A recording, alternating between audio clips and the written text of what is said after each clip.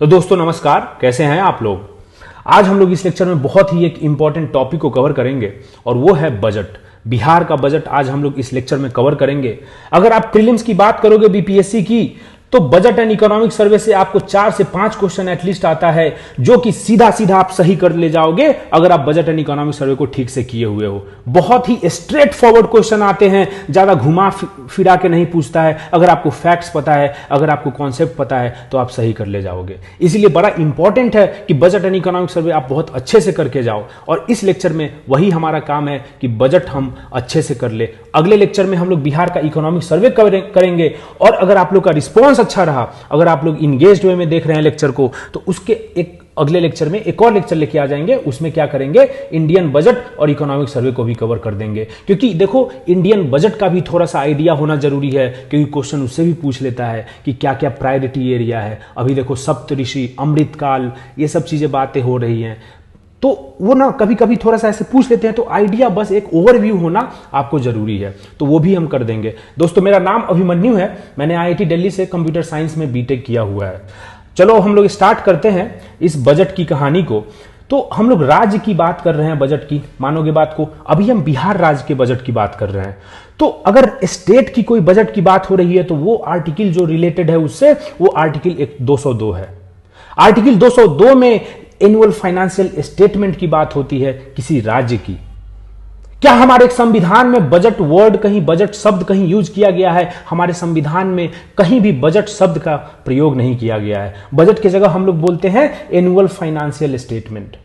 अगर आप आर्टिकल 202 को देखोगे तो ये बोलता है द गवर्नर, जो राज्यपाल हैं, shall in respect of every financial year, हर वित्तीय वर्ष में जो राज्यपाल हैं वो जो स्टेट का लेजिस्लेचर है उसके समक्ष में एक स्टेटमेंट ऑफ रिसीट और एक्सपेंडिचर रखवाएंगे, और इसी को हम लोग एनुअल फाइनेंशियल स्टेटमेंट बोलते हैं, और इसी को हम लोग इनफॉर्मली बजट भी बोलते हैं। तो आपका जो बजट है, आपका जो एनुअल फाइनेंशियल स्टेटमेंट है, that is the statement of income and expenditure, revenue and expenditure, ठीक है, रिसीट एंड एक्सपेंडिचर। यही चीज है कि कितना आपके पास आया, कितना आपका खर्चा हुआ, आय और व्यय, यही है आपका बजट, ठीक है, रेवेन्यू एंड एक्सपेंडिचर। और ये नेक्स्ट फाइनेंशियल ईयर के लिए होता है। अगर देखो, जो आज मान लो कि 28 फरवरी को, इस बार इस साल में 28 फरवरी 2023 को विजय कुमार चौधरी अगर बजट का भाषण दे रहे हैं, बजट लेके आ रहे हैं, तो वो किस साल के लिए है? वो है 2023-2024 के लिए। जो 2023 के मार्च खत्म होने के बाद में जो शुरू होगी फाइनेंशियल ईयर, उसके लिए है। समझ में आ रहा है आपको? तो इसीलिए अगले साल के लिए होता है। ये जो 2023 के फरवरी में लेके आ रहे हैं, वो अगले साल 23-24 के लिए वो बजट लेके आ रहे हैं। इसीलिए ये नेक्स्ट फाइनेंशियल ईयर के लिए एस्टिमेटेड रेवेन्यू और एक्सपेंडिचर की बात करता है।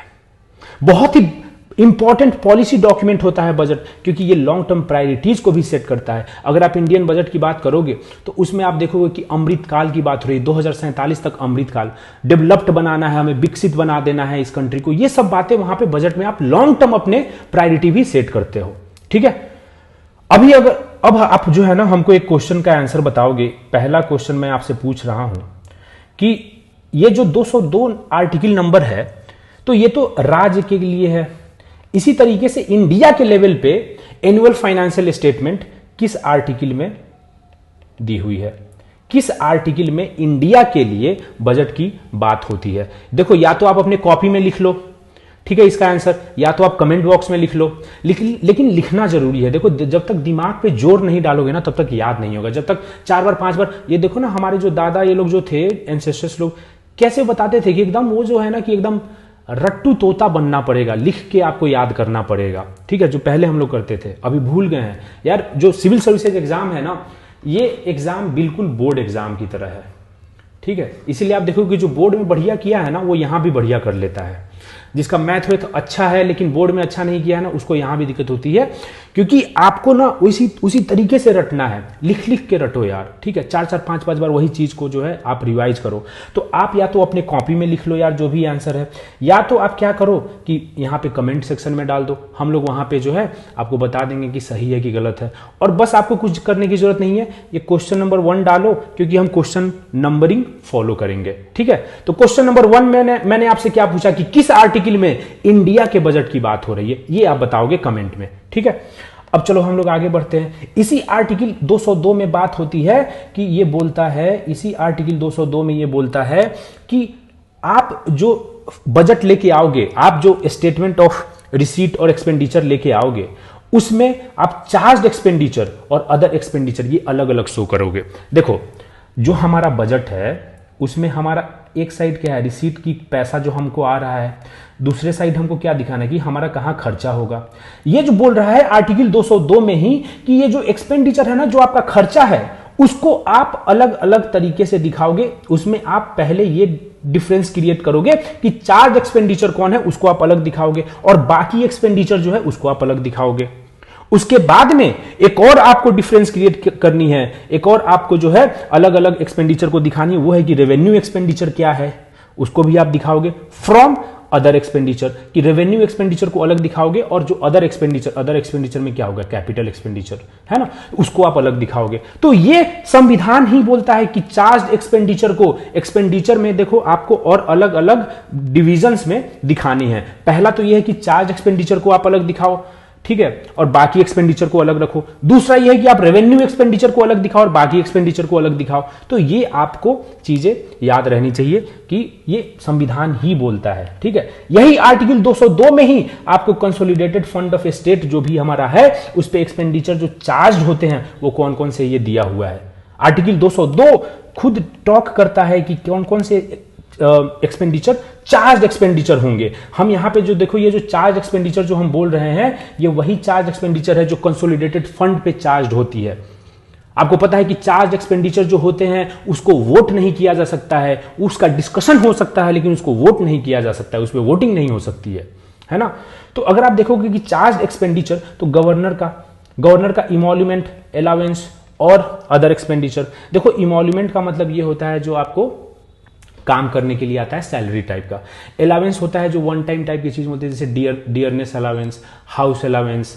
जैसे कि आपको मान लो कि महंगाई बढ़ गई तो डियरनेस अलाउंस आपको मिल जाती है। अगर आपको मान लो कि घर लेना है तो हाउस का अलाउंस मिल जाएगा। अलाउंस वो होता है। इमोल्यूमेंट होता है मतलब सैलरी टाइप, आप समझो। तो गवर्नर का आपको जो भी इमोल्यूमेंट या अलाउंस या अदर एक्सपेंडिचर जो उसके ऑफिस के हैं वो चार्ज एक्सपेंडिचर होंगे। स्पीकर और डेप्यूटी स्पीकर, अगर मान लो कि लेजिस्लेटिव असेंबली है आपका, तो उसका जो चेयरमैन होगा उसको हम स्पीकर बोलते हैं, और जो डेप्यूटी चेयरमैन है उसको हम डेप्यूटी स्पीकर बोलते हैं, है ना।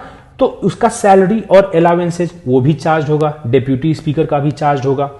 जो अगर मान लो कि किसी राज्य में लेजिस्लेटिव काउंसिल भी है, ये जनरली देखो यूनिकैमरल ही होती है स्टेट की लेजिस्लेचर। आपको अगर इंडिया में बात करें, इंडिया में 22 स्टेट्स की यूनिकैमरल लेजिस्लेचर है, बस उसके पास लेजिस्लेटिव असेंबली है, विधानसभा है।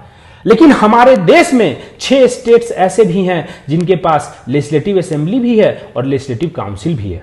तो जो लेजिस्लेटिव काउंसिल के जो हेड होते हैं उनको हम चेयरमैन कहते हैं, जो उसके डेप्यूटी हेड होते हैं उसको हम डेप्यूटी चेयरमैन बोलते हैं। तो इनका भी सैलरी और अलाउंस आपको चार्ज एक्सपेंडिचर होगा। जो हाईकोर्ट के जजेज हैं उनके सैलरी और अलाउंसेज भी आपको चार्ज एक्सपेंडिचर होगा। क्या पेंशन होगा यहां पे, आप हमको ये बताओगे। दूसरा आपसे क्वेश्चन मैंने क्या पूछा कि पेंशन ऑफ हाई कोर्ट जजेज ये चार्ज्ड है क्या, ये आप हमको बताओगे पहले। और दूसरा ये बताओगे कि अगर चार्ज है तो कंसोलिडेटेड फंड ऑफ इंडिया पे है या कंसोलिडेटेड फंड ऑफ स्टेट पे है। आप ये दूसरा क्वेश्चन बस 2 आप ऐसे दाग के कमेंट में और बता देना, ठीक है। उसके बाद में जो भी मान लो कि राज्य सरकार ने जो भी कर्ज वर्ज लिया है या जो भी इंटरेस्ट उसको देना है, उसको अगर वो देना है तो वो भी चार्ज एक्सपेंडिचर होगा। इसके अलावा कोई भी एक्सपेंडिचर और चार्ज एक्सपेंडिचर चार्ज एक्सपेंडिचर बता सकती है कौन, स्टेट की जो लेजिस्लेचर है वो किसी भी एक्सपेंडिचर को बोल सकती है कि ये चार्ज एक्सपेंडिचर है। स्टेट लेजिस्लेचर लेकिन वो बोलेगी, लेजिस्लेचर का मतलब क्या हुआ कि भाई आपको लॉ लाना पड़ेगा, आपके लिए कानून उसके लिए पास करना पड़ेगा, या फिर कॉन्स्टिट्यूशन में जो भी चीजें मेंशन है तो ये कॉन्स्टिट्यूशन में मेंशन है आपके, ठीक है। तो अब याद कैसे करोगे, बात ये है, देखो हम बोल रहे हैं कि आप हेड उठाओ, एग्जीक्यूटिव का जो हेड है, लेजिस्लेचर का जो हेड है और जुडिशियरी का जो हेड है, उन सब का क्या है, चार्ज है। एग्जीक्यूटिव का हेड कौन है, नॉमिनल हेड ही है, लेकिन हेड तो गवर्नर ही है, मानोगे बात को। Chief minister is the real head, but हम लोग हेड ऑफ द स्टेट की अगर हम बात करें तो हम गवर्नर को बोलते हैं ना, हेड ऑफ द एग्जीक्यूटिव की, राइट। तो गवर्नर हो गया एग्जीक्यूटिव का हेड, तो इसका चार्ज होगा। लेजिस्लेचर का हेड, तो लेजिस्लेचर का हेड अगर आपको समझना है तो लेजिस्लेचर में जो हाउसेज होते हैं उसके जो हेड हैं उनका चार्ज है। तो अगर मान लो आपके पास बस लेजिस्लेटिव असेंबली है, तो आपको पता है कि लेजिस्लेटिव असेंबली में आपको स्पीकर और डेप्यूटी स्पीकर आपके दो ये लीडर्स टाइप के हैं, वो जो प्रिजाइड करते हैं उसके सिटिंग्स में, उस हाउस में, ठीक है। तो इनका चार्ज होगा। अगर आपको जो है लेजिस्लेटिव काउंसिल भी है, अगर आप बाई कैमरल स्टेट लेजिस्लेचर आपका है, तो उसमें आपको क्या होगा कि जो चेयरमैन है और जो डेप्यूटी चेयरमैन है, ये बेसिकली वहां पे प्रिजाइडिंग ऑफिसर है, तो ये हेड है वहां के, तो इनका भी चार्ज होगा। और जुडिशियरी में क्या होगा, जो हाई कोर्ट के जजेस हैं, अगर आप स्टेट के लेवल पे देख रहे हैं तो हाई कोर्ट है, तो हाई कोर्ट के जजेस के सैलरी और अलाउंसेस, ये भी आपका चार्ज एक्सपेंडिचर होगा। तो ये तीनों जो स्टेट के ऑर्गन है, इसके जो हेड हैं, उन्हीं का चार्ज है एक्सपेंडिचर, ठीक है। अब आगे बढ़ते हैं हम लोग। अब देखो, एक ना थोड़ा सा बड़ा ही डाउट आ जाता है कि यार बजट एस्टीमेट क्या होता है, रिवाइज्ड एस्टीमेट क्या होता है, एक्चुअल एस्टीमेट क्या होता है। तो मैं थोड़ा सा आपको समझा देता हूं। देखो, फरवरी 1 2023, ये देखो फरवरी 1 को हमारा जो भारत सरकार है वो बजट फरवरी 1 को पेश करती है। जो बिहार सरकार है वो 28 को पेश करती है। तो आप ये ध्यान रखोगे, ठीक है। तो अगर मान लो कि बिहार की बात करें तो 1 को हटाओ, आप 28 फरवरी को मानो। तो 28 फरवरी 2023 को जो बजट विजय कुमार चौधरी हमारे वित्त मंत्री बिहार के जो लेके आएंगे, तो वो जो बजट देंगे तो वो 2023-24 का बजट होगा। नेक्स्ट फाइनेंशियल ईयर के लिए कैसा हमारा एस्टीमेट रहेगा वो देंगे, तो वो बजट एस्टीमेट कहलाता है कि भाई हमारा एस्टीमेट ये है कि हम इतना कमाएंगे, हमारा इतना रिसीट इनकम आएगा और इतना हम खर्च करेंगे, इतना हमारा एक्सपेंडिचर होगा। तो वो होता है। अगर मान लो कि 28 फरवरी 2023 को दे रहे हैं तो वो 2023-24 के वित्तीय वर्ष फाइनेंशियल ईयर के लिए बजट एस्टीमेट देंगे। लेकिन जो उसके जस्ट पहले जो 2022-23 है उसका वो रिवाइज्ड एस्टीमेट देंगे, और जो उसके भी पहले है 2021-22 उसका वो एक्चुअल एस्टीमेट देंगे। तो आपको याद रखने के लिए देखो, अब यहां पे कैसे होता है, क्या होता है, वो चीजें छोड़ो, हटाओ। आप देखो ए और बी का आपको जो है रेशियो फाइंड करना है, ठीक है। ए और बी का रेशियो आपको फाइंड करना है। रेशियो ये है, इसको शो करते हैं, तो रेशियो को आर लिख दो, हो गया। ए क्या है आपका, एक्चुअल एस्टीमेट हो गया। आर क्या है, रिवाइज एस्टीमेट हो गया। और बी क्या है, बजट एस्टीमेट हो गया।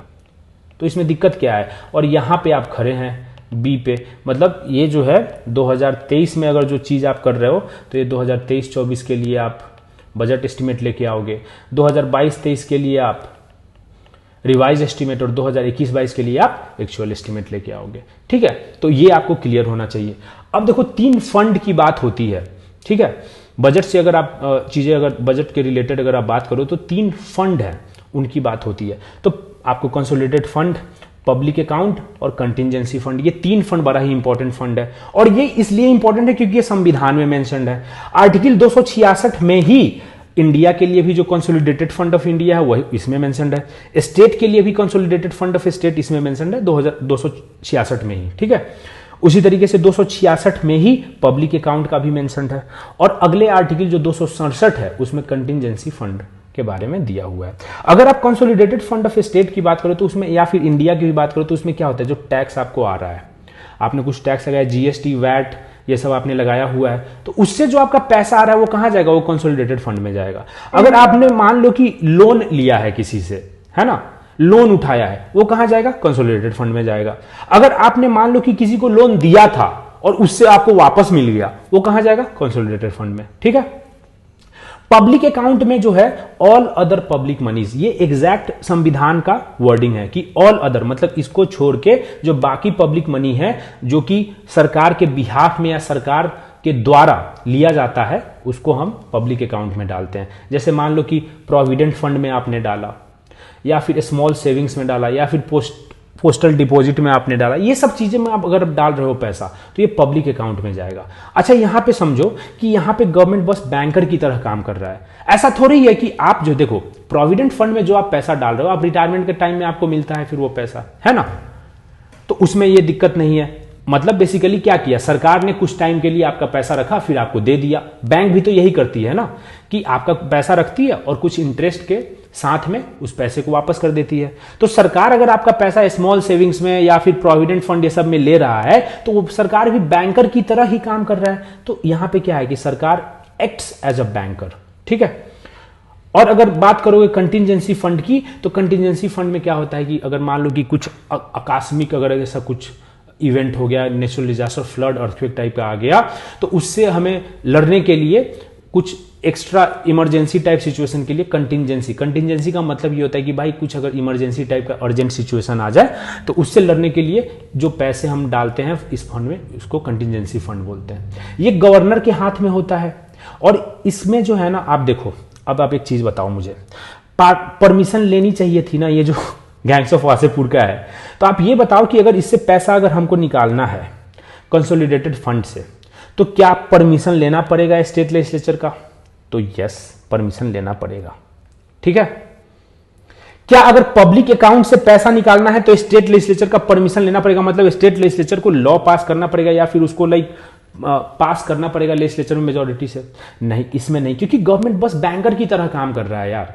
इसमें इसको फिर वापस दे देना है पैसा, है ना? तो बस वो एक इंटरमीडिएट की तरह काम कर रहा है, बिचवनिया की तरह काम कर रहा है, इसीलिए यहां पे परमिशन लेने की जरूरत नहीं है। लेकिन अगर वही आप कंटिजेंसी फंड की बात करोगे तो यहां पे देखो, जो अप्रूवल लेनी होती है स्टेट लेजिस्लेचर से, वो बाद में लेनी होती है। ऐसा नहीं है कि आपको खर्च करना है तो खर्च करने के पहले ही आपको अप्रूवल लेना पड़ेगा। यार अगर पहले ही अप्रूवल लेना होगा तो कंटिजेंसी फंड काहे का रहा?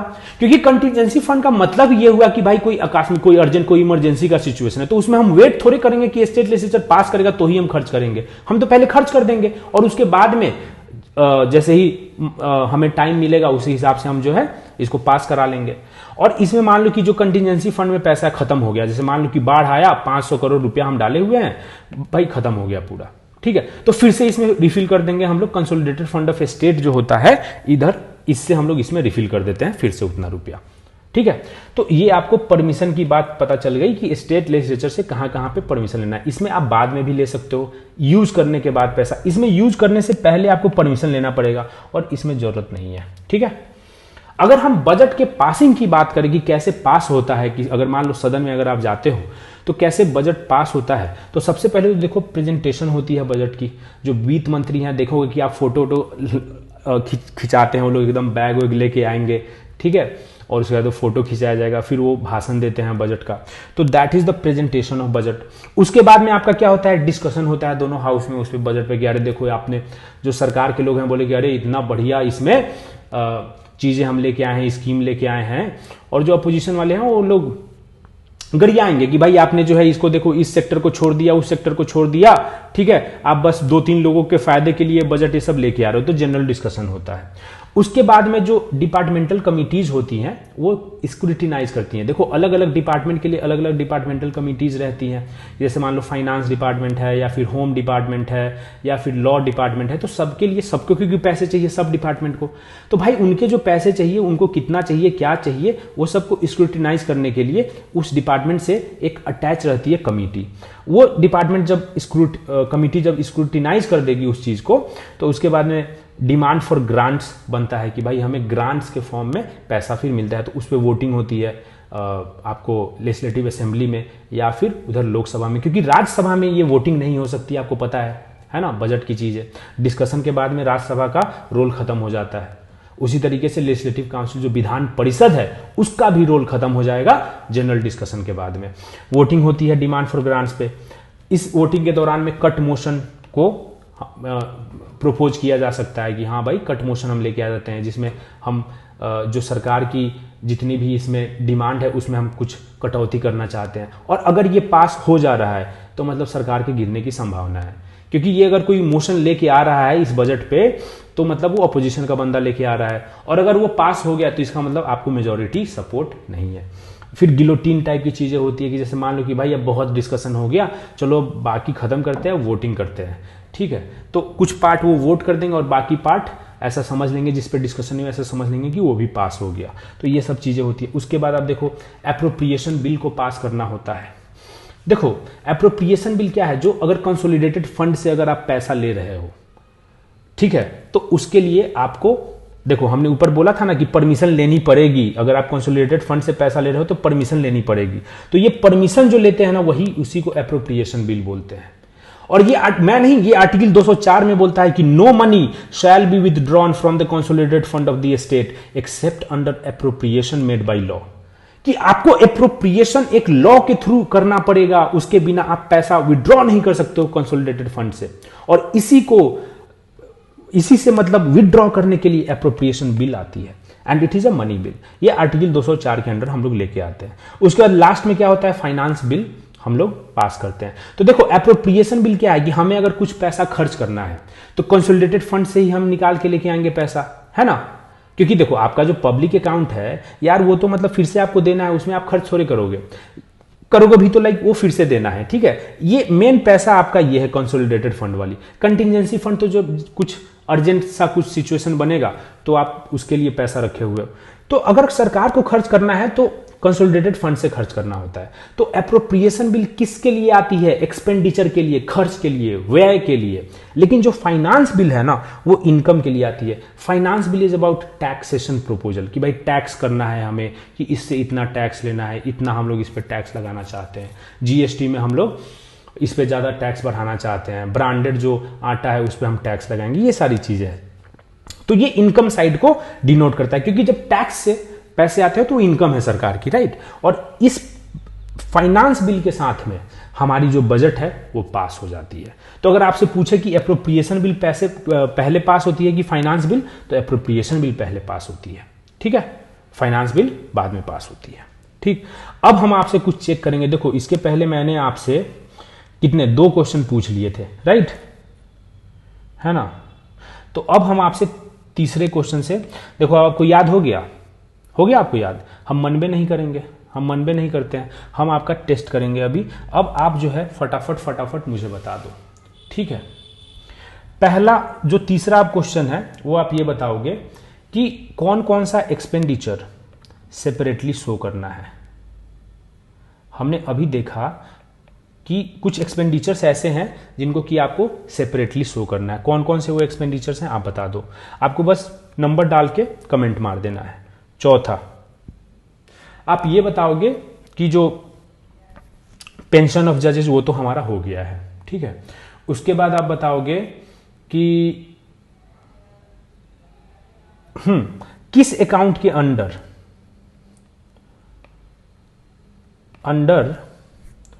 विच account government acts as a banker.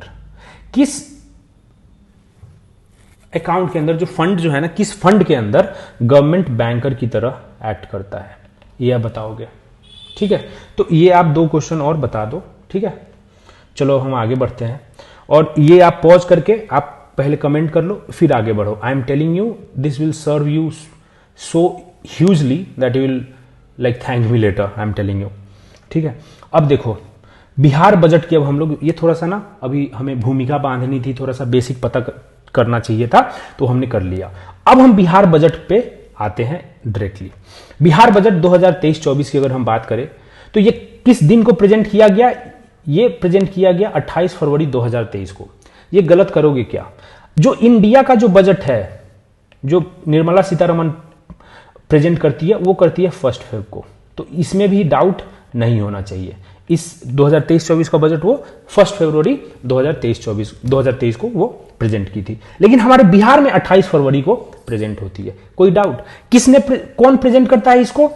Vijay Kumar Chaudhary हमारे वित्त मंत्री ऑफ बिहार है, हम ही हैं। विजय कुमार चौधरी खुद बोल रहे हैं कि वित्त मंत्री ऑफ बिहार है, ये प्रेजेंट करते हैं, ठीक है।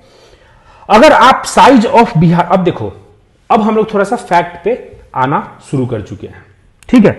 अगर आप बिहार के बजट की साइज देखोगे तो 2023-24 में बिहार का बजट का साइज था 2,61,885.40 करोड़। कितना था? 2,61,885.40 करोड़। कितना था? फिर से तुम साथ में बोलो वहीं पे, 2,61,885.40 करोड़। कितना था? 2,61,885.40 करोड़।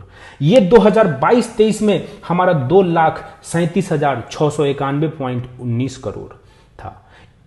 2022-23 से 2023-24 में 24,194.21 करोड़ का इजाफा हुआ है, जो कि अगर हम परसेंटेज में देखें तो 10.18% का हमारा इंक्रीज हुआ है।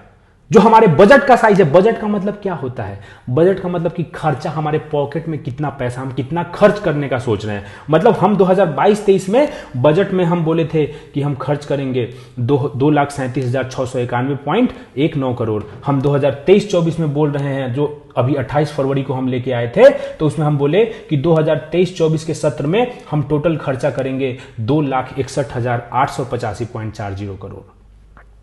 तो यहां पे अब जो है ना, एकदम 2-3 बार कर लो कि 2022-23 में कितना था बजट का साइज, 2,37,691.19 करोड़। 2,37,691.19 करोड़ किस साल में था? 2022-23 में। 2023-24 में अभी कितना है? 2,61,885.40 करोड़। कितना परसेंट से बढ़ा? 10.18% से। 10.18%। कितना अगर अमाउंट में देखें? 24,194.21 करोड़। ठीक है, ये चीज आपको याद रहेगा। अगर ये तो ठीक है, ये एक्सपेंडिचर हमारा बजट का साइज है 2,61,885। इसमें प्लान एक्सपेंडिचर कुछ होगा योजना के तहत, और इसमें नॉन प्लान एक्सपेंडिचर होता है। तो प्लान एक्सपेंडिचर हमारा है 1,29 करोड़। जो नॉन प्लान एक्सपेंडिचर है वो है हमारा 1,61,855 करोड़। प्लान एक्सपेंडिचर कितना है? 1,29 करोड़। प्लान एक्सपेंडिचर क्या है? कम है। तो आपको ये चीज याद रखना पड़ेगा कि प्लान एक्सपेंडिचर 1,29 करोड़ है, और नॉन प्लान एक्सपेंडिचर 1,61,855 करोड़ है। नॉन प्लान एक्सपेंडिचर कितना है? 1,61,855 करोड़। 1,61,855 करोड़। प्लान एक्सपेंडिचर कितना है? 1,29 करोड़। ठीक है, समझ में आ रहा है?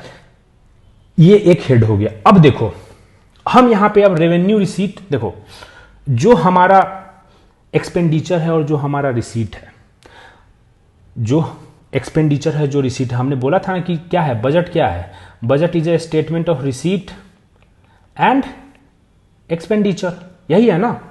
तो जो रिसीट है, रिसीट हमारा कहां कहां से आता है? रेवेन्यू रिसीट और कैपिटल रिसीट। और एक्सपेंडिचर क्या होगा? रेवेन्यू एक्सपेंडिचर और कैपिटल एक्सपेंडिचर। ठीक है, अगर हम बात करें कि हमारा जो पैसा आया है, ठीक है, हम पहले ये बात कर लेते हैं कि हम कितना खर्चा करना चाहते हैं। तो बजट का साइज ही है वही जो हम खर्चा करना चाहते हैं। हम उन्हें ऊपर में देखा कि 2,61,885.40 करोड़, तो वही हमारा एक्सपेंडिचर टोटल यहां पे है 2,61,885.40 करोड़। 0.40 भी यहां पे इसके लिए हटाया है, ठीक है, ताकि हमें अच्छे से समझ में यहां पे आ जाए। लेकिन एग्जैक्ट क्या है? 0.40 भी है उसमें हमने, ये तो हमें खर्चा करना है। उसमें रेवेन्यू एक्सपेंडिचर कितना होगा? रेवेन्यू एक्सपेंडिचर होगा 2,07,848 करोड़। 2,07,848 करोड़। देखो, जो हमारा एक्सपेंडिचर है ना, उसको हमने क्या बोला भाई? रेवेन्यू एक्सपेंडिचर और कैपिटल एक्सपेंडिचर। इस वे में भी हम तोड़ते हैं एक्सपेंडिचर को। हम ऐसे भी तोड़ सकते हैं, प्लान एक्सपेंडिचर और नॉन प्लान एक्सपेंडिचर। तो प्लान एक्सपेंडिचर आपको पता है, हमने आपको यहां बताया 1,29 करोड़, नॉन प्लान 1,61,855 करोड़। उसी तरीके से इस एक्सपेंडिचर को हमने क्या किया? दो भाग में बांटा, रेवेन्यू एक्सपेंडिचर और कैपिटल एक्सपेंडिचर। जो रेवेन्यू एक्सपेंडिचर है वो कितना है? 2,07,848 करोड़। जो कैपिटल एक्सपेंडिचर है वो कितना है? 54,037 करोड़। जो रेवेन्यू एक्सपेंडिचर है वो कितना परसेंट है? 79.3%, 37%। टोटल एक्सपेंडिचर जो हमारा 2,61,855 करोड़ है, उसका 79.3%, 37% तो हम रेवेन्यू एक्सपेंडिचर है हमारा। कैपिटल एक्सपेंडिचर बस 20.63% है, 20.63%। ठीक है, अगर हम रिसीट की बात करें तो रेवेन्यू, देखो हमें टोटल जो पैसा आ रहा है वो इतना आ रहा है 2,62,085.41 करोड़। ठीक है, उसमें रेवेन्यू रिसीट, रेवेन्यू से हमें कितना पैसा आ रहा है? 2,12,326 करोड़। और कैपिटल से कितना आ रहा है? 49,758 करोड़। ठीक है, तो अगर ये चीजें आपको पता चल गई कि क्या क्या चीजें, रेवेन्यू रिसीट कितना है, कैपिटल रिसीट कितना है, ये सब चीजें। ठीक है, अब मुझे एक बात बताओ कि जब अगर मान लो कि हमें रेवेन्यू डेफिसिट या रेवेन्यू सरप्लस अगर निकालना है, तो हम क्यों क्या करेंगे? रेवेन्यू डेफिसिट या फिर रेवेन्यू सरप्लस हमारा बजट है, तो उसके लिए हम क्या करते हैं कि जो भाई हमारा रेवेन्यू रिसीट है माइनस रेवेन्यू एक्सपेंडिचर, ये अगर हमारा पॉजिटिव आ जाएगा तो हम समझ जाएंगे कि हमारा बजट सरप्लस में है, क्योंकि हमको जो पैसा रिसीट में जो आया है वो ज्यादा है एक्सपेंडिचर से। जो हम खर्च कर रहे हैं रेवेन्यू में, उससे ज्यादा हम रेवेन्यू से लेके आए हैं। रेवेन्यू एक्सपेंडिचर जो है, जो हमारा खर्चा है रेवेन्यू वाला, उससे ज्यादा हमारा रेवेन्यू रिसीट है। तो ये अगर पॉजिटिव आ गया तो हम समझ जाएंगे कि हमारा रेवेन्यू जो है वो सरप्लस है। अगर आप यहां पे देखोगे तो रेवेन्यू रिसीट आपका कितना है, 2,12,326.97। रेवेन्यू एक्सपेंडिचर कितना है, 2,07,848। तो रेवेन्यू रिसीट आपका ज्यादा है, 2,12,000 है ये, और ये 2,07,000 है। तो वही हम यहां पे किए हैं कि अगर आपको रेवेन्यू सरप्लस है यहां पे, क्योंकि हमारा रेवेन्यू रिसीट बढ़ा है रेवेन्यू एक्सपेंडिचर से। रेवेन्यू रिसीट कितना है, इतना है, रेवेन्यू एक्सपेंडिचर कितना है, इतना है, टोटल आपको ये आता है, and that is your revenue surplus. तो ये बजट हमारा क्या है, रेवेन्यू सरप्लस बजट है। ये हम अभी एस्टिमेट है, लेकिन क्योंकि अभी एक्चुअल क्या होगा वो अगले साल के अगले साल पता चलेगा। ठीक है, अगले साल रिवाइज्ड आएगा इसका। जो अभी हम बजट एस्टिमेट लेके आए हैं ना, तो अगले साल इसका रिवाइज्ड आएगा इस साल का, और उसके अगले साल इसका एक्चुअल आएगा। बट अभी हमें ये एस्टिमेट है कि हमारा रेवेन्यू सरप्लस होगा। अगर वही कैपिटल की बात करो तो कैपिटल आपको, कैपिटल रिसीट जो है और कैपिटल एक्सपेंडिचर ये आपने देख लिया। अब देखो हमारा जो रेवेन्यू रिसीट है ना 2,12,326, ये जो यहां पे है, तो वो कहां कहां से आ रहा है। अगर वो आप देखोगे ना तो ये देखो, जो सेंट्रल टैक्सेस हैं हमारे, उसमें स्टेट्स को दिया जाता है फाइनेंस, 15th फाइनेंस कमीशन आपको पता है कि उसने बोला है कि 41% जो सेंटर को टैक्सेज और ये सब से पैसे आ रहे हैं वो स्टेट्स के बीच में बांटना है। तो उसमें से जो बिहार का शेयर है, वहां से जो हमें पैसे आते हैं, वो सबसे बड़ा हमारा सोर्स है रेवेन्यू का, रिसीट का, 1,02,737.26 करोड़। ये देखो 2,12,000 में से आपको तो अराउंड आधा सेंट्रल टैक्स के शेयर में से ही आ गया। उसके बाद सेंटर से हमको ग्रांट्स इन एड मिलती है, उसमें 53,377 करोड़ आ गया। उसके बाद में स्टेट का खुद का टैक्स रेवेन्यू आएगा। अरे हम लोग भी तो कुछ, लाइक जो बिहार राज्य है वो भी तो कुछ टैक्स वैक्स लगाती है ना। तो उस पे जो है 49,700.05 करोड़ आया। और स्टेट का जो नॉन टैक्स रेवेन्यू है, जो टैक्स, जैसे मान लो कि फी लिया, फाइन लिया, ये सब जो चीज़ें होती है, जैसे मान लो कि आप कहीं बुद्धा स्मृति पार्क में जा रहे हो, या फिर यहाँ पे कहीं भी यार, और भी कहीं कहीं म्यूजियम में जा रहे हो, ये सब चीज़ें जा रहे हो, तो वहाँ पे फी आप देते हो, तो that goes into the state coffer, state के अपने लाइक वहाँ पे पर्स में जाती है। बट वो टैक्स रेवेन्यू नहीं है, क्योंकि आप टैक्स थोड़े दे रहे हो, तो फी दे रहे हो। तो नॉन टैक्स रेवेन्यू ऐसे ही 6,511.74 करोड़। तो ये सब कुछ सोर्सेज हैं रेवेन्यू रिसीट के। ठीक है, अगर आप कैपिटल रिसीट की बात करो ना, तो कैपिटल रिसीट में आपको कितना आया है, देखो यहां पे 49,758.44 करोड़ है ना। उसमें सबसे ज्यादा जो है आपको कहां से आता है, बोरोइंग से आता है। ठीक है, और उसके बाद में आपको लोन रीपेमेंट करने से आता है। ठीक है, तो ये सारी चीजें जो है आपको यहां पे पता चल रही है। ठीक, अब देखो यहां पे हम लोग कुछ और चीजें देखते हैं। बिहार का जो इकोनॉमी का जो साइज है वो 2011 से 2021 में ट्रिपल हो गया है, 3 टाइम्स हो गया है। ठीक है, 2011 से 2011-12 में बिहार का जो जीडीपी था, ग्रॉस स्टेट डोमेस्टिक प्रोडक्ट, सकल घरेलू उत्पाद बिहार का, वो 2.47 लाख करोड़ था करंट प्राइस पे, और वो अभी हो गया है 2021-22 में 6,75,448 करोड़। तो ये ट्रिपल हो गया 10 साल में, बहुत अच्छी अचीवमेंट है। अगर आप कांस्टेंट प्राइस पे वही बात करोगे तो ये अभी हमारा 4,28,065 करोड़ है।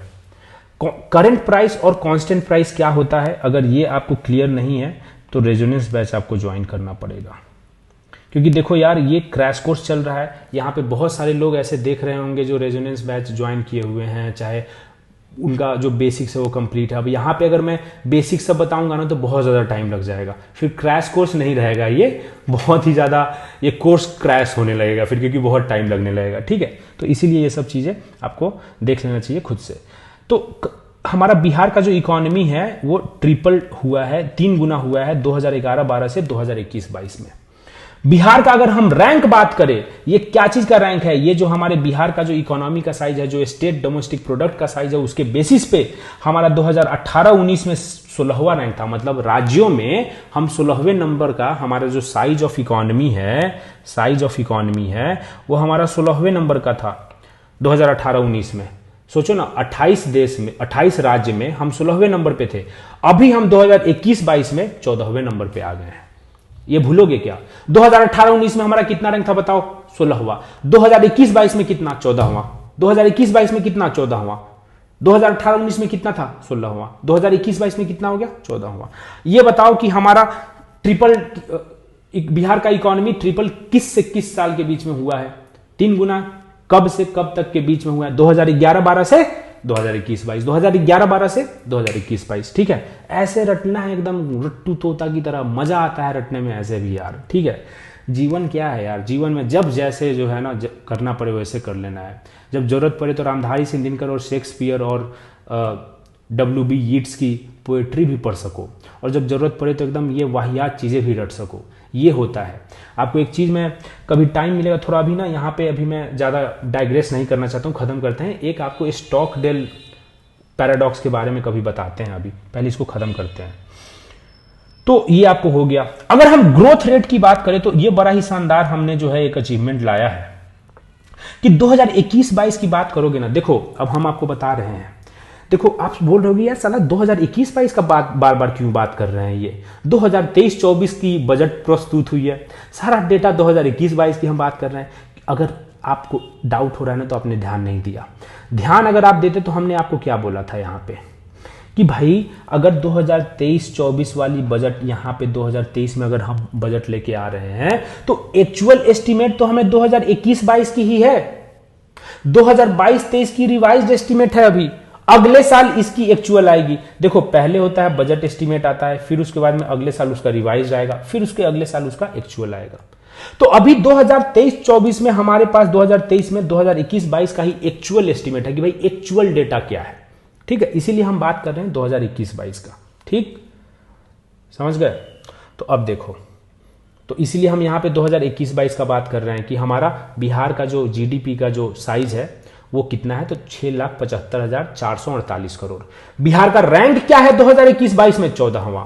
बिहार का ग्रोथ रेट क्या रहा 2021-22 में? तो वर्ल्ड का तो रहा 6%, ये IMF ने बोला, इंटरनेशनल मॉनेटरी फंड ने बोला। इंडिया का कितना रहा? 8.7, लेकिन मेरा प्यारा बिहार, अपना प्यारा बिहार 10.98% के साथ में ग्रो किया है। विच इज कितना बड़ा, कितना ज्यादा है। अगर अभी आप ये आपका नेक्स्ट क्वेश्चन हो गया, आपका मैथ भी थोड़ा सा प्रिपेयर होगा। हमने 4 क्वेश्चन देख लिया था, ये हमारा 5वां क्वेश्चन है कि बिहार जो है, बिहार का ग्रोथ रेट जो 2021-22 में है वो कितना ज्यादा है इंडिया के ग्रोथ रेट से 2021-22 के। आप अभी हमको कमेंट 5 नंबर डालना और आंसर डाल देना, ठीक है? और हम सबका देखेंगे और सबका सही होगा तो आप लोग को बिल्कुल जो है कॉन्ग्रेचुलेट किया जाएगा, ठीक है? कुछ गिफ्ट उफ्ट का भी प्रावधान देखते हैं किया जाएगा।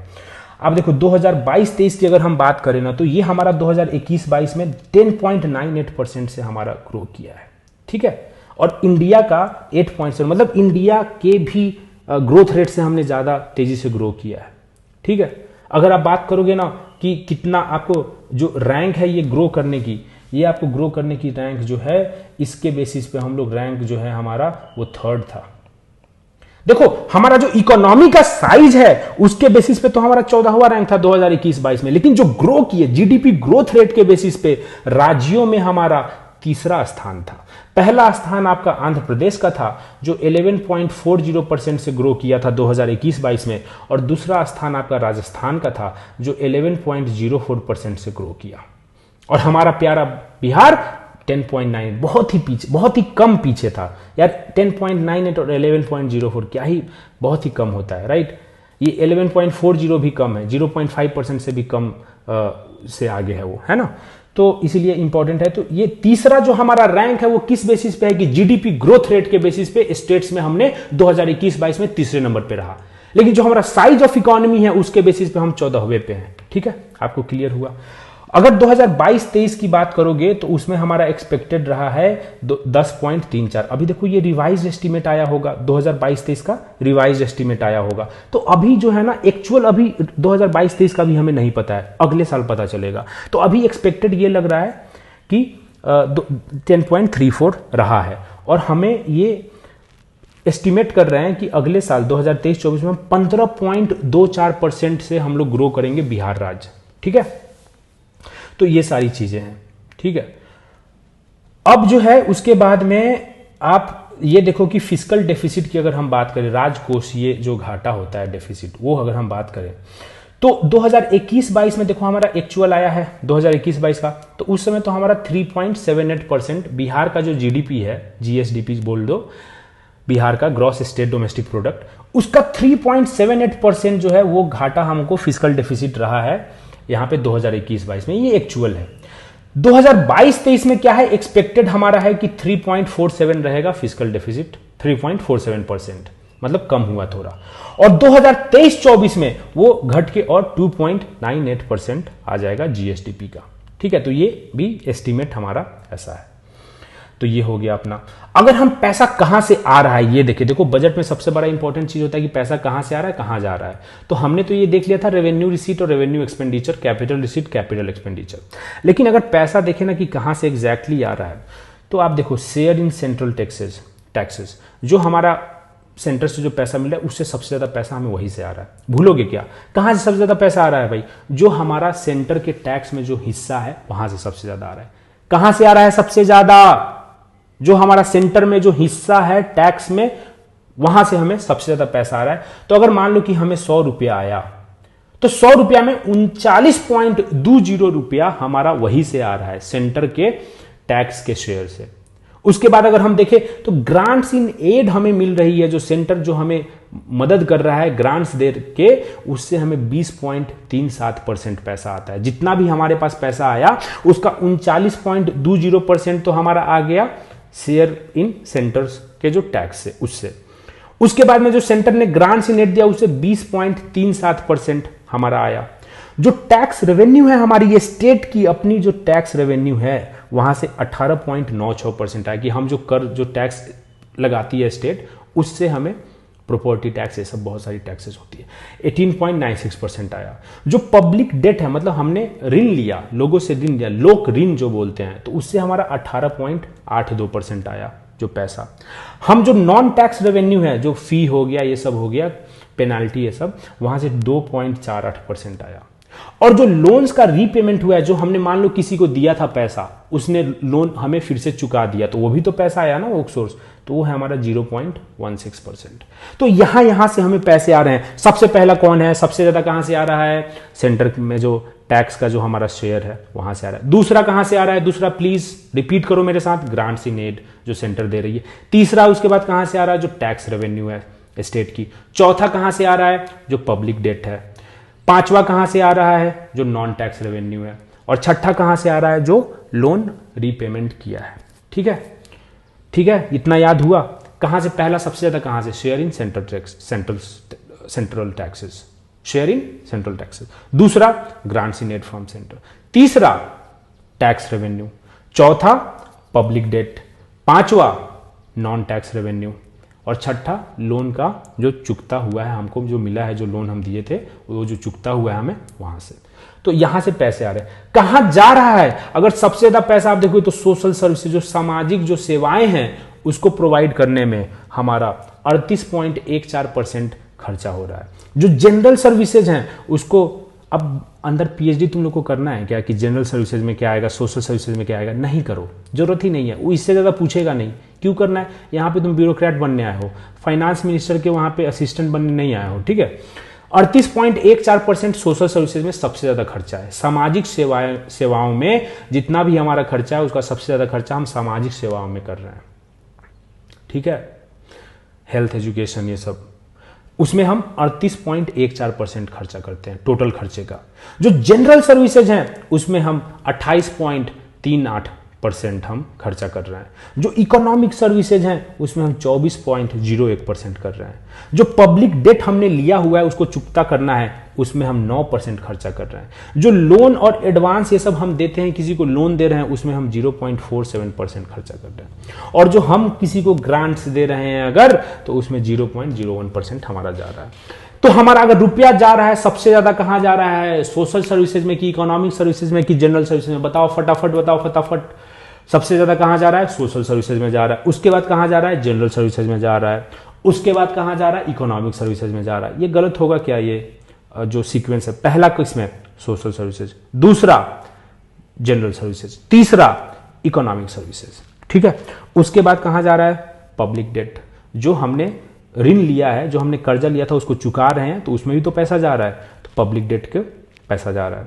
लोन हम किसी को देना चाह रहे हैं उसमें पैसा जा रहा है। उसके बाद ग्रांट्स इन एड, तो ये आपका हो गया। अब देखो अगर हम बात करें ना कि इस बजट में 2023-24 वाली जो बजट है उसमें 7 निश्चय जो हमारा सेकेंड पार्ट शुरू हुआ है उसमें 5,000 करोड़ उसको एलोकेट किया गया है। आप हमको ये बताओगे कि 7 निश्चय 2 जो है वो किस साल शुरू हुआ, ये आपका हो जाएगा आई थिंक 6th क्वेश्चन, ठीक है। किस साल हमने 7 निश्चय 2 शुरू किया है और किस साल, 7th क्वेश्चन हो जाएगा कि 7 निश्चय 1 हमने किस साल शुरू किया था, ये आप बताओगे, ठीक है। ये कमेंट आना चाहिए। मैं बता रहा हूं कि जो लोग कमेंट ये सारे क्वेश्चन का कर दोगे यार, मैं मतलब बता रहा हूं कि तुम लोग सीरियस हो एंड तुम लोग को लाइफ में कहीं ना कहीं तुम लोग बेटर करोगे ही, ठीक है। Most probably you will clear this exam only, नहीं तो कहीं ना कहीं और कहीं तुम बेटर कर लोगे, because you guys are serious, ठीक है। तो ये लिखो यार, सारी चीजें लिखो। 7 निश्चय 2 की अगर हम बात करें तो 5,000 करोड़ का आवंटन हुआ है। अब हम आपसे पूछ ले कि 7 निश्चय में कौन कौन से 7 हमारे जो हैं उसमें हमने जो इंडिकेटर्स बोल दो या फिर हमारे प्रायोरिटी एरियाज जो हैं वो हमारे 7 जो निश्चय हैं वो कौन कौन से हैं। तो पहला तो है युवा शक्ति बिहार की प्रगति, और इसी को इस बजट ने इसको जो है नंबर 1 प्रायोरिटी पे रखा भी है इस बार के लिए। युवा शक्ति बिहार की प्रगति ये बहुत ही इंपॉर्टेंट है क्योंकि हमारे देश में युवा, डेमोग्राफिक डिविडेंड की हम बात करते हैं। अगर डेमोग्राफिक डिविडेंड को अगर हमें उसको हार्नेस करना है तो हमें युवाओं का जो पोटेंशियल है उसको हार्नेस करना पड़ेगा। तो उसी को मद्देनजर रखते हुए सेंटर ऑफ एक्सीलेंस हम खोल रहे हैं। जितने भी पॉलिटेक्निक इंस्टीट्यूट बिहार में है उसमें एक सेंटर ऑफ एक्सीलेंस खोला जाएगा ताकि उनका क्वालिटी बेटर हो, ठीक है। और इसके लिए 90 करोड़ आवंटन हुआ। उसके बाद में मुख्यमंत्री युवा उद्यमी योजना, मतलब यूथ इंटरप्रेन्योरशिप, युद्यम का मतलब इंटरप्रेन्योरशिप, ठीक है।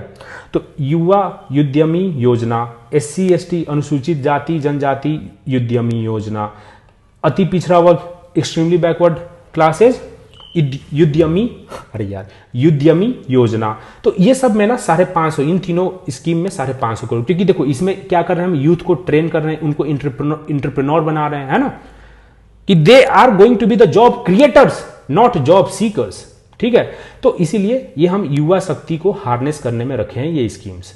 मुख्यमंत्री युवा उद्यमी योजना, SC ST उद्यमी योजना, EBC उद्यमी योजना, 550 करोड़ इसके लिए हमने आवंटन किया। दूसरा हमारा जो निश्चय है 7 निश्चय में वो सशक्त महिला, सक्षम महिला, empowered woman, capable woman, right. तो इसके लिए क्या है कि हम सेल्फ एम्प्लॉयमेंट को प्रमोट करना चाहते हैं वुमेन के बीच में, और उसके लिए क्या है CM महिला उद्यमी योजना वुमेन के लिए, इसके लिए 250 करोड़ हमने दिया, मतलब बजट ने। हायर एजुकेशन हम प्रमोट करना चाहते हैं औरतों के बीच में, उसके लिए 600 करोड़ हमने दिया बजट ने, ठीक है।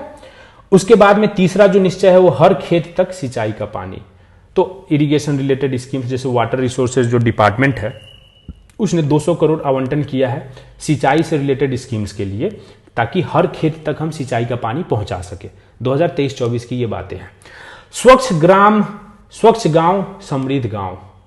तो इसमें क्या है कि जैसे हर गांव के हर वार्ड में हम सोलर स्ट्रीट लाइटिंग, मतलब सड़कों पे जो गांव के जो सड़क है वहां पे सोलर लाइट हम लगाना चाहते हैं, हर वार्ड में ये लगना चाहिए। उसके लिए 392 करोड़ का आवंटन हुआ है। हम जो डेयरी है, पोल्ट्री है, फार्मिंग है, फिशरीज है, ये सब में हम टेक्नोलॉजिकल इंप्रूवमेंट लाना चाहते हैं। हम अगर डेयरी की बात करें तो हम क्रॉस ब्रीडिंग की बात करेंगे, है ना, कि अलग अलग हाई यील्डिंग ब्रीड्स हम तैयार करेंगे, जर्सी का ये सब जो होता है। अगर हम फार्मिंग की बात करेंगे तो हम हाई यील्डिंग वैरायटीज, हम जीएम क्रॉप्स की बात करेंगे, हम बायो फोर्टिफिकेशन की बात करेंगे। तो ये सब क्या होता है, टेक इंप्रूवमेंट, इससे हमारा क्वालिटी एंड क्वांटिटी बढ़ती है। ठीक है, तो इसके लिए हमने 100 करोड़ का आवंटन किया है। पांचवा अगर आप देखोगे तो स्वच्छ शहर विकसित शहर, clean cities developed cities, right. तो इसके अंदर आप देखोगे तो लोहिया स्वच्छ बिहार कैंपेन के अंदर में हम लोग क्या बोल रहे हैं कि 15 डिस्ट्रिक्ट में, सारे डिस्ट्रिक्ट में एक एक हम प्लास्टिक प्रोसेसिंग यूनिट्स लगाएंगे। इन 15 डिस्ट्रिक्ट्स में हर डिस्ट्रिक्ट में एक एक लगेगा। प्लास्टिक को प्रोसेस करने की यूनिट लगाएंगे, क्योंकि देखो यार प्लास्टिक का कचरा है बहुत ज़्यादा है, तो इसको प्रोसेस करना चाहिए, सब चीज़ें करना चाहिए, तो उसके लिए हम लगा रहे हैं। उसके बाद हम 10 डिस्ट्रिक्ट में बायोगैस यूनिट लगाएंगे कि जो मान लो कि हमारा जो ऑर्गेनिक वेस्ट मटेरियल ये सब आ रहा है तो उससे हम एनर्जी जनरेट करें, वेस्ट टू वेल्थ वाली जो अपनी पिलर है उसको और ज़्यादा इन्हांस करने के लिए। उसके बाद में देखो पता है शहर में बहुत ये होता है कि भाई पेरेंट्स को छोड़ के बच्चे लोग अपना लाइक रह रहे हैं, कहीं और रह रहे हैं, तो ओल्ड एज होम्स की भी बहुत ज़्यादा डिमांड होने लगती है। तो 20 करोड़ रुपया इसके लिए कि भाई जो बूढ़े लोग हैं, जो महिलाएं, जो मतलब लाइक दादा दादी टाइप के लोग हैं, उनको छोड़ दिया इन लोगों ने कि हाँ ओल्ड एज होम में रहो, अब हमसे नहीं हो पाएगा, ये सब ये करते हैं ना आज के ज़माने में। तो उसके लिए 20 करोड़ रुपया आवंटन हुआ है। छठा निश्चय हमारा क्या है, सुलभ संपर्कता। अब सुलभ शौचालय मत समझना, सुलभ वर्ड ना हमेशा शौचालय से हमारे साइकी में इनग्रेंड हो गया है। एक लड़का लिखा था उसमें 7 निश्चय में कि सुलभ संपर्कता की हर जगह हम लोग जो है ओपन डेफिकेशन फ्री बनाने के लिए हर जगह सुलभ शौचालय का व्यवस्था करेंगे। अरे भाई सुलभ संपर्कता, संपर्कता की बात है, कनेक्टिविटी की बात हो रही है। तो रूरल रोड कनेक्टिविटी प्लान, इसके अंदर में हम लोग 12,250.32 है ना, 12,250, 12,500 किलोमीटर एक्स्ट्रा रोड हम लोग बनाने की बात कर रहे हैं, और इसके लिए 185 करोड़ बजट ने आवंटन किया है इसका। बाईपासेज को हम बनाना चाहते हैं ताकि और ज़्यादा कनेक्टिविटी बढ़ सके, है ना, तो इसके लिए 200 करोड़ मिला है। सबके लिए अतिरिक्त, 7वां निश्चय, सबके लिए अतिरिक्त स्वास्थ्य सुविधा। इसमें सबके लिए तो भाई लोगों का हेल्थ तो अच्छा करना ही है, जानवरों का भी हेल्थ अच्छा करना है। कुछ लोग जानवर होते हैं तो उनको अच्छा करना है, उनका तो आ ही गए। कुछ जानवर लोग की तरफ बिहेव करते हैं तो वो भी लोग में आ गए। तो इनका, इन दोनों का अच्छा करना है, इसके लिए 460 करोड़ का आवंटन हुआ है। अब कुछ और छोटे मोटे डिटेल्स हम वो भी देख लेते हैं। जैसे इंफ्रास्ट्रक्चर की अगर हम बात करें तो देखो 33,000 किलोमीटर ऑफ रूरल रोड्स ये प्लान हुआ है कि भाई हम गाँव में 33,000 किलोमीटर का रोड बनाएंगे। क्या पे पे पे पे कौन कर रहा है यार, गुस्सा दिला रहा है। ठीक है, और इसके लिए 12,371 करोड़ की यहाँ पे बात हुई है कि हम इसमें खर्चा करेंगे। रोपवेज, रोपवेज का मतलब क्या होता है कि यार मतलब ऐसा जगह है जहाँ पे रोड आप नहीं बना सकते हो तो रस्सी से कनेक्ट कर दिया और रोपवेज, और उसमें बैठ के जो हम लोग जाते हैं कहीं कहीं पे टूरिस्ट स्टेशन पे, तो वो तो 6 प्लेसेज में हमें रोपवेज बनाने की बात अभी चल रही। एक है प्रेतशिला, दूसरा है दुंगेश्वरी, देखो थोड़ा सा पहाड़ी टाइप का एरिया होगा, वहीं पे ये रोपवेज बनेगा। तीसरा हो गया ब्रह्मयोनी, तीसरा हो गया वन्नावर, चौथा हो गया मंडेश्वरी, नहीं 1 2 3 4 5वां था मंडेश्वरी, और छठा रोहतासगढ़ फोर्ट। तो इन 6 प्लेसेज पे हम रोपवेज बनाना चाहते हैं। एनर्जी की अगर हम बात करें तो सोलर प्रोजेक्ट हम लोग कजरा जो लखीसराय में है और पीर पैंती जो भागलपुर में है, वहां पे हम सोलर प्रोजेक्ट्स हम स्टार्ट करना चाहते हैं। वाटर कंजर्वेशन की अगर हम बात करें तो 5% डिस्काउंट मिलेगा होल्डिंग टैक्स पर। होल्डिंग टैक्स मतलब प्रॉपर्टी टैक्स को ही होल्डिंग टैक्स बोलते हैं। रेन वाटर कंजर्वेशन अगर आप कर रहे हो जल जीवन हरियाली कैंपेन के अंडर में, तो आपको 5% डिस्काउंट आपको प्रॉपर्टी टैक्स पे मिलेगा। अगर आप एग्रीकल्चर एंड लाइव स्टॉक की बात करें तो 525.38 करोड़ लाइव स्टॉक और फिशरीज के लिए हमने एलोकेट किया है। 3 करोड़ हम प्लांट को, पौधों को लगाने की बात कर रहे हैं।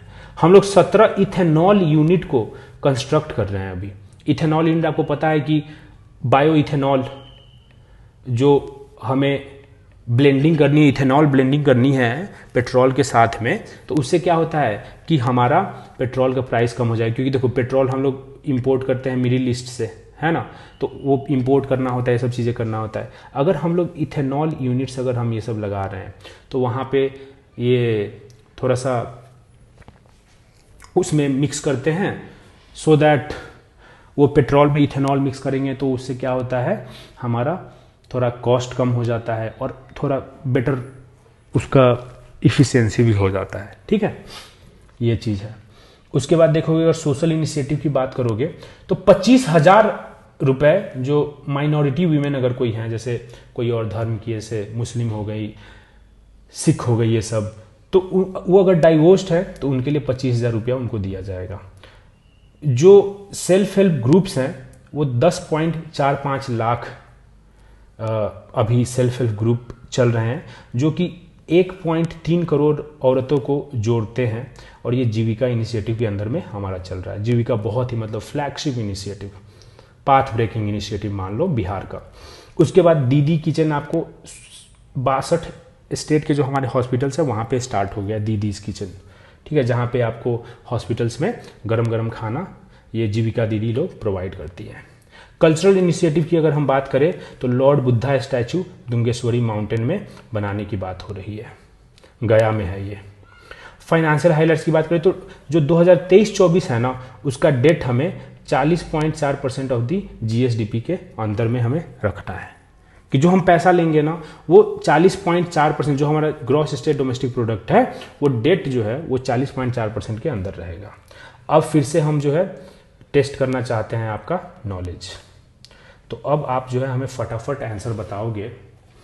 6 क्वेश्चन शायद हो गया था नहीं, तो 7 से भी स्टार्ट करते हैं। ठीक है, तो ये हमें आप बताओ हाँ कि रैंक ऑफ बिहार क्या है। ए, साइज ऑफ इकोनॉमी के बेसिस पे, स्टेट्स के बीच में रैंक ऑफ बिहार इकोनॉमी के साइज के बेसिस पे क्या है। उसके बाद में आप ग्रोथ रेट के बेसिस पे बताओगे जो 2021-22 में रहा है। ठीक है, फिर 8वां आपका क्वेश्चन है वो आप ये बताओगे कि जो हमारा एक्सपेक्टेड ग्रोथ रेट है बिहार का कब 2022-23 में वो कितना है वो बताओगे। जो हमारा एक्सपेक्टेड ग्रोथ रेट है 2023-24 में वो आप बताओगे कितना है। और ये बता दो यार, मतलब सीरियसली ख़त्म करो यार इसको, ये सब क्वेश्चन करके ख़त्म करो, क्यों यार चलाना है इसको। अभी और क्वेश्चन आएगा। ठीक है, ये हो गया। फिर उसके बाद आप बताओगे 10th आप बताओगे कि जो रुपया हमारा आ रहा है ना, तो आप हमें बताओगे कि ज़्यादा मतलब डिसेंडिंग तरीके से आप करोगे कि सबसे ज़्यादा XYZ ऐसे आप जो है इसको अरेंज करोगे। और वो आपको अरेंजमेंट हम दे रहे हैं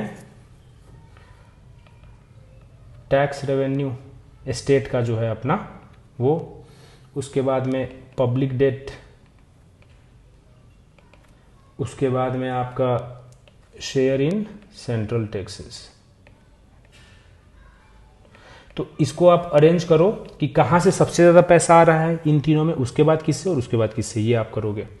और ये सब का आंसर मुझे चाहिए अभी कमेंट में। 11th आप बताओगे कि जो आपका रुपया जा रहा है, मत हिलो भाई, हाँ अरे यार,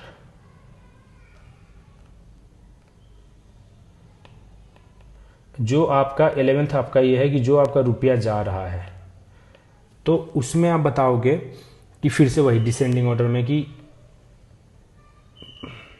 यार इसको हटाना ही पड़ेगा, हटाओ इसको। 11th आप बताओगे कि जो रुपया आपका जा रहा है, तो आप ये बताओ कि सबसे ज़्यादा रुपया कहाँ जाता है हमारा। सोशल सर्विसेज आपका है, जनरल सर्विसेज है, इकोनॉमिक सर्विसेज। तो सबसे ज़्यादा जहाँ जाता है वो, उसके बाद कहाँ, उसके बाद कहाँ, ऐसे आप बताओगे। 12 ये सब आप कर लेना यार, बहुत ही जो है मैंने सोच समझ के आपके लिए क्वेश्चन तैयार किया है। उसके बाद आप ये बताओ कि पीर पैंती अभी हमने पढ़ा ये किस डिस्ट्रिक्ट में है, ये बताओगे हमको। उसके बाद हमको ये बताओगे, जहाँ पे भी हम सोलर पावर प्रोजेक्ट जो है ये सब लगाने की बात कर रहे हैं, कि दुंगेश्वरी माउंटेन कहाँ है। ये देखो, इतना अगर आप हमें बता दिए तो मैं बता रहा हूं कि बजट आपका कभी गलत हो ही नहीं सकता है। ठीक है, इसके बाद में हम लोग थोड़ा सा एक और जो है टॉपिक छोटा मोटा जो है कुछ चीज़ें और देख लेते हैं इसके साथ में। तो देखो, अब अगर हम थोड़ा सा ना और भी जो बजट में कुछ कुछ चीज़ें हैं उसको हम लोग देख लेते हैं। तो हम अगर बात करें ना, तो एक तो हमने ये देखा कि चाइल्ड मोर्टेलिटी रेट की बात की गई है। थोड़ा सा ये देख लेते हैं। ठीक है, चाइल्ड मोर्टेलिटी रेट की बात की गई है और यहां पे ये बोल रहा है कि बिहार की अगर आप बात करो और इंडिया की बात करो, ठीक है, तो 2012 में बिहार का तो था चाइल्ड मोर्टेलिटी रेट 43। आपको पता है ना कि ये पर 1000 होता है ना। 1000 में कितने चिल्ड्रन मर जा रहे हैं 1000 बर्थ पे। तो बिहार का 43 था। ये 2012 है ना, ये ऐसे क्यों लिखा है मैंने। ये 2012 में 43 है आपका बिहार का और 42 है इंडिया का, मतलब इंडिया का एक बेटर है। 2020 आते आते चाइल्ड मोर्टेलिटी रेट में क्या हुआ कि बिहार का तो 27 हो गया लेकिन इंडिया का 28 ही रहा एवरेज। तो मतलब इंडिया से भी एक बेटर है बिहार चाइल्ड मोर्टेलिटी रेट में। ये आप भूलोगे क्या? नहीं भूलोगे। 2022 में हम एक खराब थे 2012 में, और 2020 में हम क्या हुआ, एक अच्छे हो गए हैं। ठीक है, तो ये आपको याद रहेगा। अगर हम ग्रॉस इनरोलमेंट रेशियो की बात करें, ग्रॉस इनरोलमेंट रेशियो की अगर हम बात करें, तो प्राइमरी लेवल की अगर बात करते हो 2021-22 का ये नंबर है। अगर प्राइमरी लेवल की बात करते हो तो प्राइमरी लेवल का मतलब क्या कि 1 से 8 क्लास तक के छात्र, तो यहां पे ये रेशियो हमारा है 96.2%। लेकिन वही ये ओवरऑल है, मतलब प्राइमरी लेवल पे ओवरऑल मतलब मेल प्लस फीमेल मिला के ये 96.2% है। लेकिन अगर इसी प्राइमरी लेवल पे बस फीमेल का अगर इनरोलमेंट रेशियो देखोगे तो वो कितना है, तो वो है 97.4%। तो मतलब अगर फीमेल का, ये थोड़ा सा आपको अटपटा सा लगेगा कि अरे ये कैसे, लेकिन हाँ ऐसा ही है कि 97.4% फीमेल का अगर सिर्फ आप देख रहे हो enrolment ratio, gross enrolment ratio, तो 97.4% है। मतलब मेल से भी बेटर है आपका फीमेल का gross enrolment ratio primary level पे। आपको ये चीज याद रहेगा। ये बिहार का आपको मैंने ये बताया। ठीक है, अगर फिर उसके बाद में अगर आप बात करोगे कि कास्ट सर्वे, जो कास्ट बेस्ड सेंसस हो रहा है हमारा, है ना, आपको पता है कि कास्ट बेस्ड सेंसस हमारे देश में चल रहा है, तो उसके लिए बजट ने 500 करोड़ एलोकेट किया है। ठीक है, और इसका एम क्या है कि भाई सोशल एंड पॉलिटिकल स्फीयर में, सामाजिक और राजनीतिक जो हमारे स्फीयर हैं उसमें प्रोपोर्शनल रिप्रेजेंटेशन को हम इंश्योर कर पाए कि जो कास्ट के जितने लोग हैं उतना उनको जो है भागीदारी मिले, जिससे कि हम सारे वर्ग के लोगों को सोसाइटी के मुख्य धारा में, मेन स्ट्रीम में ला सके। ठीक है, इसका जो नोडल ऑफिसर है कास्ट बेस्ड सेंसस का, जो नोडल ऑफिसर है वो आपका है डिस्ट्रिक्ट ऑफिसर। जो जिला पदाधिकारी होता है वही इसका नोडल ऑफिसर है। ये मैं नहीं, बजट बोलता है, इसीलिए आप लोग इसको याद करके रखेंगे।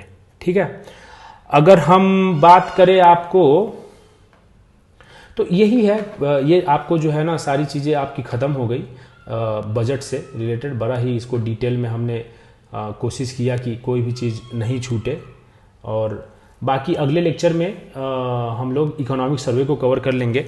आप लोग ये सारे आंसर्स जो है कमेंट में डाल दो, और अगर आप लोग को अच्छा लगा तो बताना, फिर हम लोग इकोनॉमिक सर्वे बिहार का लेके आएंगे और Indian budget and economic survey भी लेके आएंगे। Thank you very much.